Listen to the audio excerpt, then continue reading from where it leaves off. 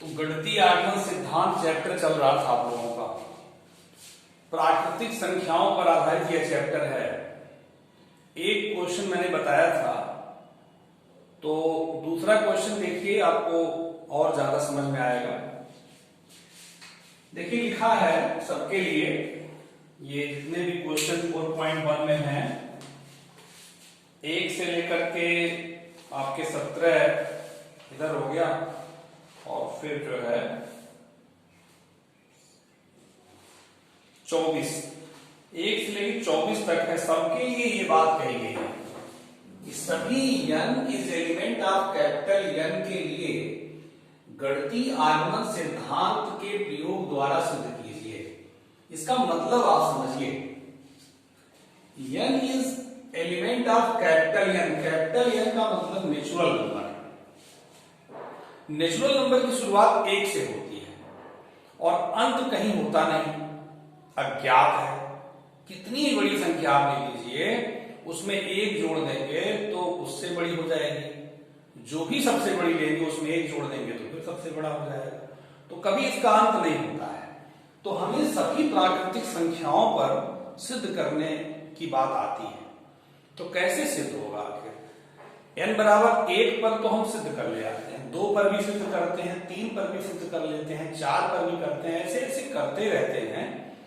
तो कभी तो इसका अंत होना चाहिए, लेकिन अंत होता नहीं है। इसीलिए हम सेकेंड स्टेप जो मानते हैं, n बराबर k पर मान लेते हैं कि कथन सत्य है। क्योंकि 1 पर सत्यता सिद्ध हो गई, 2 पर सिद्ध हो गई, 3 पर सिद्ध हो गई, 4 पर सिद्ध हो गई, तो आखिर कभी तो आप ये कहेंगे हाँ भाई चलिए सत्य है। तो इसीलिए हम n बराबर k पर जो भी कथन सवाल में दिया रहता है उसकी सत्यता मान लेते हैं। फिर स्टेप नंबर 3 जो होता है, n बराबर k धन 1, माने उसमें 1 जोड़ करके उसकी सत्यता को सिद्ध करते हैं। जब वो सिद्ध हो जाता है तो हम कह सकते हैं कि सभी प्राकृतिक संख्याओं पर दिया गया कथन सत्य है। तो एक सवाल इस पर और लीजिए, दूसरा क्वेश्चन देखिए क्या है।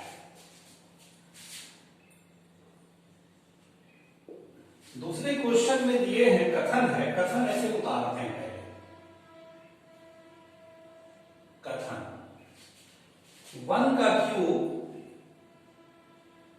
प्लस 2 का क्यूब प्लस 3 का cube plus dot dot dot n का cube equal to n plus 1/2 का होल स्क्वायर। खूब मन से समझिएगा बात। ये कथन है, ये समीकरण के रूप में ये कह रहे हैं, इसको आप सिद्ध करिए कि ये सभी प्राकृतिक संख्याओं के लिए सत्य है। मतलब n बराबर 1 से लेकर के और जहां तक आप सिद्ध करें अंतिम तक n के मान पर, स्मॉल n के मान पर इसकी सत्यता का सत्यापन करना है। तो इसके लिए तरीका ये अपनाया जाता है, स्टेप 1, n बराबर 1 पर हम लोग देखते हैं, क्योंकि प्राकृतिक संख्या, पहली जो प्राकृतिक संख्या होती है, फर्स्ट नेचुरल नंबर 1 होता है। तो 1 पर देखते हैं इसकी सत्यता सही है कि नहीं है। तो n बराबर 1 पर का मतलब ये हुआ कि 1 पद आप ले लिए LHS से बराबर, अब RHS में n की जगह 1 रखिए, 1 धन 1 बटा 2 का स्क्वायर। तो ये 1 का क्यूब 1 होगा, ये 2 और ये 1 धन 1 2 कट जाएगा, 1 बचेगा, 1 का वर्ग 1 आएगा। तो 1 बराबर 1 आ गया। अतः n बराबर 1 पर कथन सत्य है, कथन सत्य है। अब आप समझिए बात को। अभी n बराबर 2 पर आप देखिए, 2 पर देखेंगे, मैं आपको दिखाऊं, रफ पर दिखाऊं, क्योंकि 2 पर करना नहीं रहता है, 3 पे करना नहीं रहता है। कब तक आगे कोई करेगा, बहुत टाइम लगेगा ना। 2 पर करेंगे, 3 पे करेंगे, 4 पे करेंगे, 5 पे करेंगे, किया नहीं जाता। मतलब खाली मैं समझाने के लिए मैं बता रहा हूं। मान लीजिए 2 पर आप करते हैं, n बराबर 2 पर, n बराबर 2 का मतलब 2 पर आप ले लिए, इधर का LHS का, और यहां 2 रखिए, 2 धन 1 बटा 2 का स्क्वायर, तो 2 का क्यूब 8 और 1 का क्यूब 1, और इधर देखिए 2 कट गया, 2 1 3, 3 का वर्ग 9, 9 बराबर 9, तो 2 पर भी सत्य आया। ऐसे 3 पर भी आप देखें तो सत्य आएगा, 4 पर भी देखें सत्य आएगा, 5 पर भी देखें सत्य आएगा। ऐसे जितनी प्राकृतिक संख्याएं हैं सब पे आप देखिए सत्य ही आएगा। तो आखिर कहीं अंत होना चाहिए, तो उसी अंत नहीं जब होता है तो मान लेते हैं कि मान लिया n बराबर k पर भी कथन सत्य है। ये जब n बराबर k पर कथन सत्य मान लेते हैं तो फिर उसमें फिर एक जोड़ करके स्टेप नंबर 3 k में एक जोड़ कर n बराबर k धन 1 पर सत्यता सिद्ध करते हैं। तो अंतिम सिद्ध जब हो जाता है तो इससे हम ये कह पाते हैं कि सभी प्राकृतिक संख्याओं के लिए यह कथन सत्य है। चलिए करके देखिए, तो ये 2 3 पे करना नहीं रहता है, नियम है 1 पर आपने सिद्ध कर दिया तो ये फिर मान लिया जाता है कि 2 पर भी 3 पर भी 4 पर भी सब सिद्ध हो जाएगा। अब डायरेक्ट हम पहुंचते हैं स्टेप नंबर 2 पर। स्टेप नंबर 2 पर, स्टेप नंबर 2 मानते हैं, मान लिया n बराबर k पर कथन सत्य है। कौन सा कथन? ये जो समीकरण रूप में दिए हैं, ये जो समीकरण के रूप में दिए हैं यही कथन है। तो मान लिया यह कथन सत्य है, तो इसका मतलब n की जगह हम k रख दें कायदे से। 3 का cube plus dot dot dot k का क्यूब बराबर k प्लस 1/2 का होल स्क्वायर। मतलब ये सत्य हमने मान लिया, क्योंकि 1 पर सत्यता सिद्ध किया। आप अपने संतोष के लिए चाहे तो 2 पर भी देख ले, 3 पर भी देख ले, 4 पर भी देख ले, 5 पर भी देख ले, सब पे सत्य जब आएगा तो आप ये कह सकते हैं कि चलो भाई जब सब पे सत्य आ रहा है तो n बराबर k पर भी सत्य होगा। अब सबसे इंपॉर्टेंट जो मैटर इस चैप्टर के क्वेश्चन का होता है स्टेप नंबर 3 होता है, क्योंकि स्टेप नंबर 3 हमको अंत सीढ़ी पर मैंने प्रवेश करा देता है। स्टेप नंबर 3 n बराबर k धन 1 पर हम सिद्ध करते हैं। इसको ध्यान से सुनिएगा। स्टेप नंबर 3 n बराबर k धन 1 पर इसको हम सिद्ध करेंगे। तो कैसे सिद्ध करेंगे? n बराबर k धन 1 हम LHS में जहां n लिखा है यहां k धन 1 रखेंगे और LHS ही लेकर चलेंगे, ठीक है, और सॉल्व करेंगे। सॉल्व करने में आपकी मदद स्टेप नंबर 2 करेगा, क्योंकि स्टेप नंबर 2 के बाद ही तो k धन 1 आया है। आखिर k के बाद ही k धन 1 आ रहा है, तो k धन 1 पर जो हम सिद्ध करेंगे इसमें आपकी पूरी मदद कौन करेगा? Step number 2। तो LHS हम लेके चलेंगे और स्टेप 2 की सहायता लेंगे और आपका लास्ट में आ जाएगा RHS में n जहां लिखा है यहां पर k धन 1 लिखा हुआ आपका आ जाएगा। जैसे n यहां लिखा है तो यहां k धन 1 आ जाएगा, यहां भी k धन 1 रहेगा ही बटा 2 का होल वर्ग। जब ये RHS n के स्थान पर k धन 1 की तरह लिखा मिल जाएगा तो हम कह देंगे कि भाई ये कथन n बराबर k धन 1 के लिए भी सत्य है।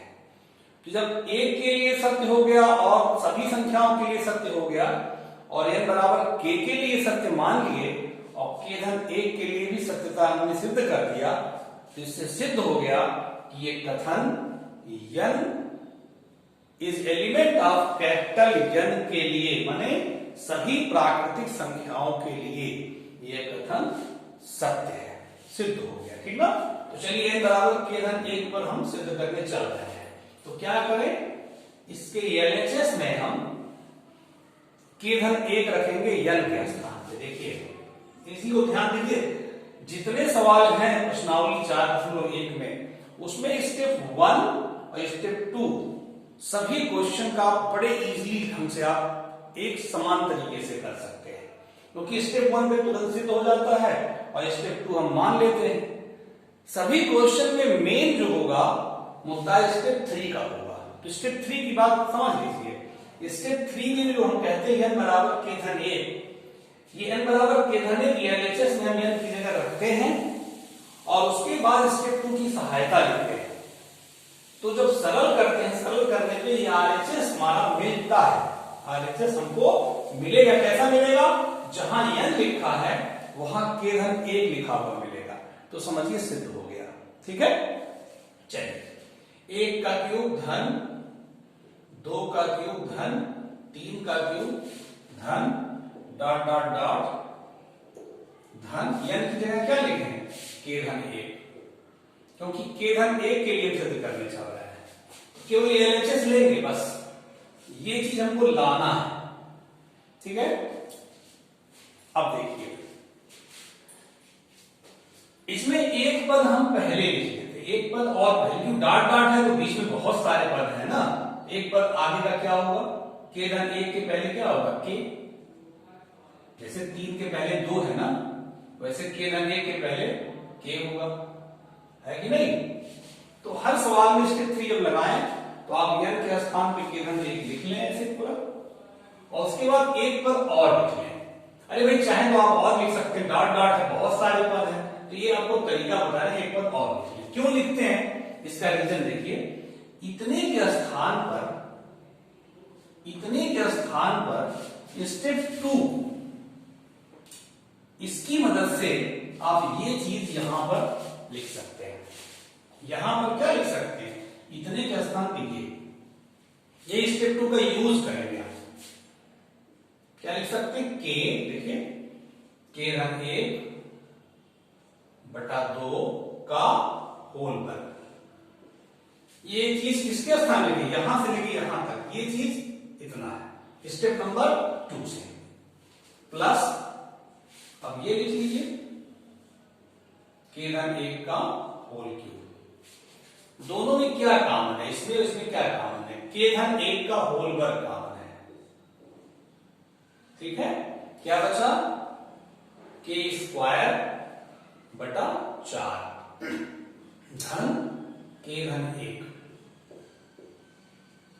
ठीक है, k धन 1 का होल स्क्वायर, इसमें 4 एलसीएम हो गया, k स्क्वायर प्लस 4k धन 4। ठीक है, इसके बाद देखिए यहां पर इधर लगा दें,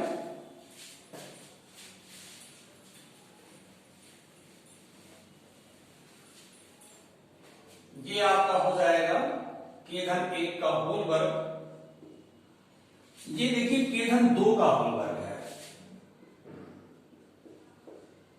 बटा 4, k धन 2 का होल वर्ग है। अब देखिए इसको ऐसे लिख सकते हैं, ध्यान दीजिएगा, k धन 1, k धन 2 को लिख सकते हैं k धन 1 धन 1, k धन 2 को 1 धन 1 लिख सकते हैं ना, और 4 को लिख सकते हैं 2, और पूरे का होल वर्ग लगा दीजिए।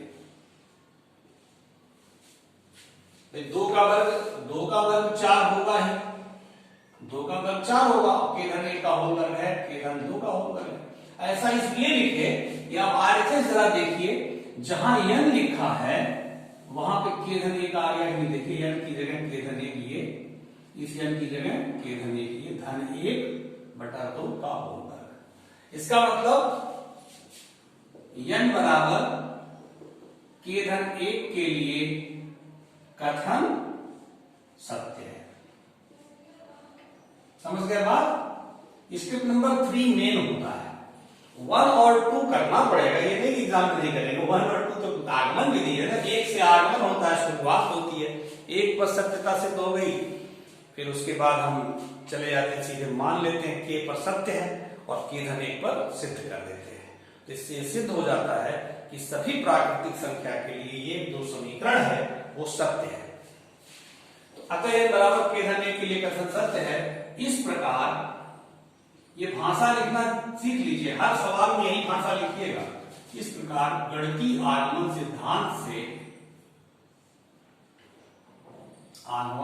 सिद्धांत से यह सिद्ध हुआ कि n is an element of capital n is element of capital N के लिए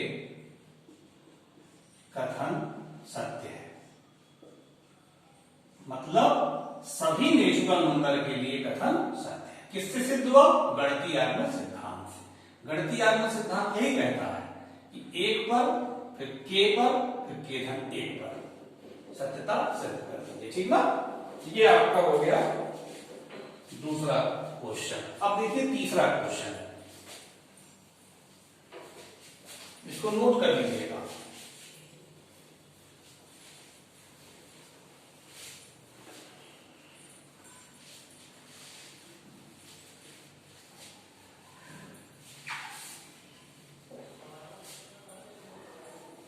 थर्ड क्वेश्चन देखिए,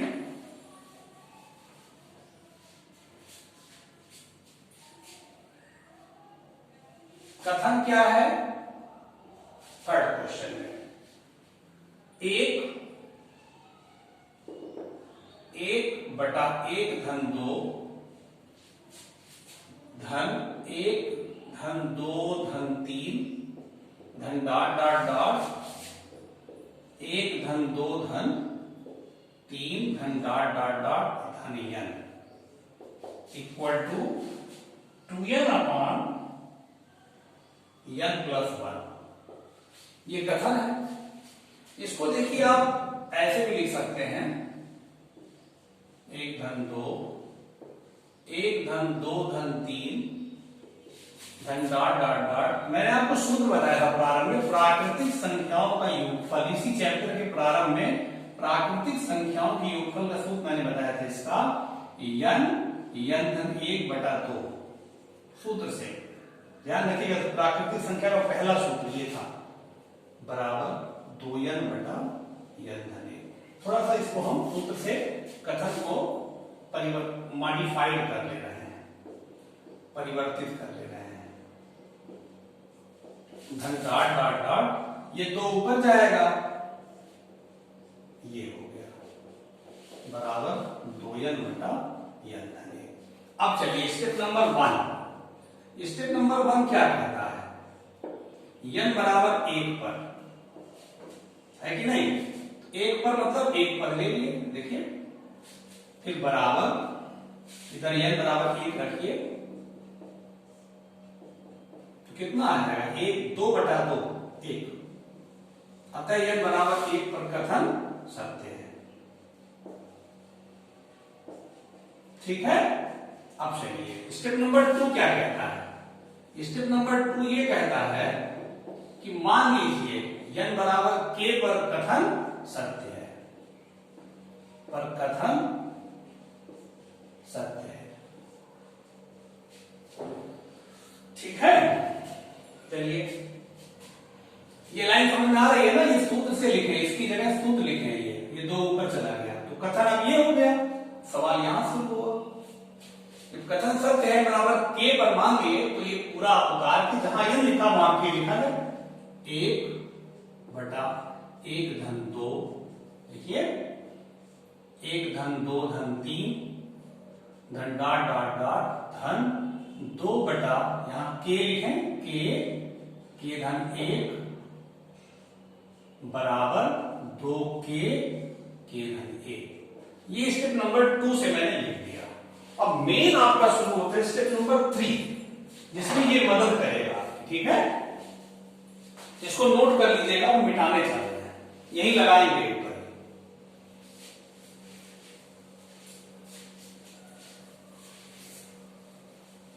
देखिए स्टेप 2 मदद करता है।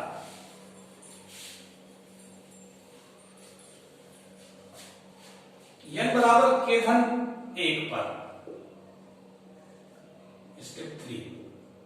n बराबर k धन 1 पर जब लिखेंगे तो जो कथन था हमने जो मिटा दिया है उसको देख लीजिएगा, उसमें n की जगह क्या लिख देंगे? k धन 1। जो कथन हमने नहीं लिखा था यहां पे, जस्ट यहां पे, उसमें n के स्थान पर k धन 1 लिखने जा रहा है। और थोड़ा सा आगे, क्योंकि एक पद आगे लिखना पड़ता है ना, 2 बटा k k धन 1 और फिर k धन 1 धन 1। कथन क्या था, मैं लिख के दिखाऊं, यही कथन था ना, यही कथन था 2/n धन 1, ये कथन था। अब n बराबर k धन 1 पर जब मैं कह रहा हूं स्टेप नंबर 3 यहां पे लिखेंगे n बराबर k धन 1 पर,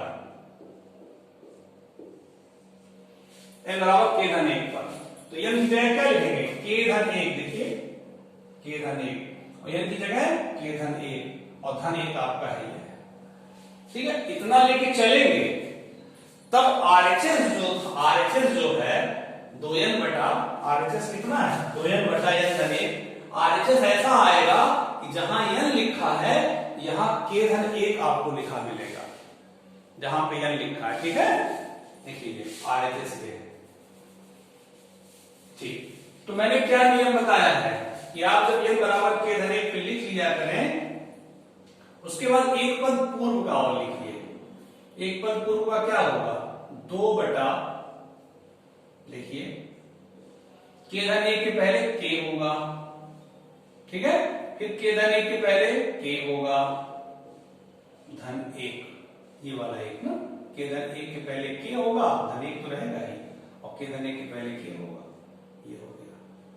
अब स्टेप 2 की सहायता से इतने की जगह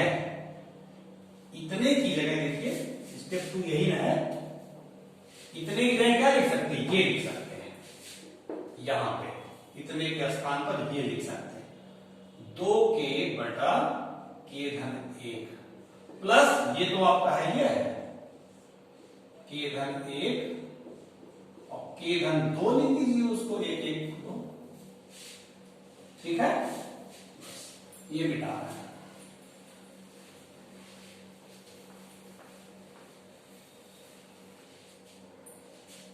तो अब देखिए इसमें 2 बटा k धन 1 कॉमन है, क्या बचा k प्लस 1 बटा k धन 2,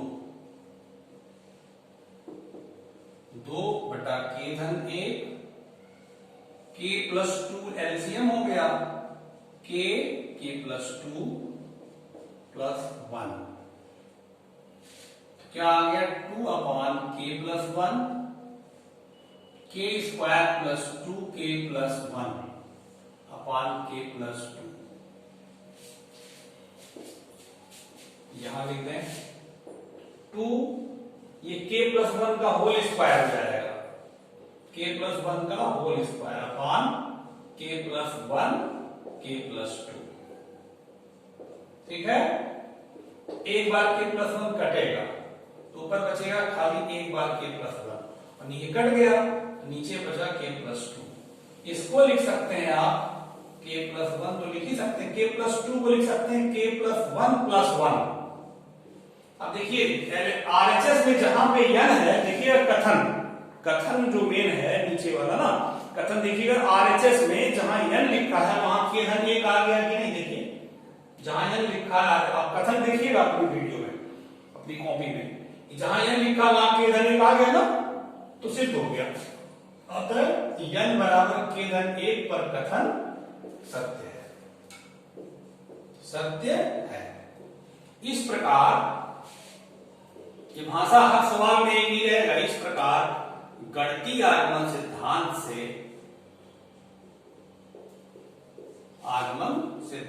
से यह सिद्ध हुआ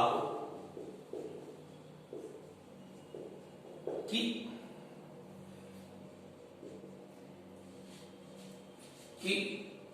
n इस एलिमेंट ऑफ कैपिटल N के लिए कथन सत्य है,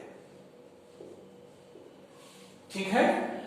तो ये आपके समझ में आ रहा है, अच्छे से जब गंभीरता से वीडियो को देखिएगा, बात को ध्यान से सुनिएगा तो समझ में आएगा। बस इतने जानिए, अपने माइंड में एक ही बात रखिए कि सभी प्राकृतिक संख्याओं के लिए हमें दिया गया समीकरण सत्य सिद्ध करना है। n बराबर 1 के लिए सत्यता सिद्ध कर देते हैं, n बराबर k पर मानते हैं, फिर n बराबर k धन 1 पर सिद्ध करते हैं। जिससे कुल मिलाकर ये सिद्ध हो जाता है कि सभी प्राकृतिक संख्या के लिए दिया गया समीकरण सत्य है। ठीक है, इसके बाद आपको नेक्स्ट क्वेश्चन अगले वीडियो में मिलेगा। ठीक है बेटा, अच्छे से पढ़िए और गंभीरता से पढ़िए, ध्यान से सुनेंगे बातों को तो बहुत अच्छा समझ में आएगा। ठीक ना, फिर मिलते हैं नेक्स्ट वीडियो।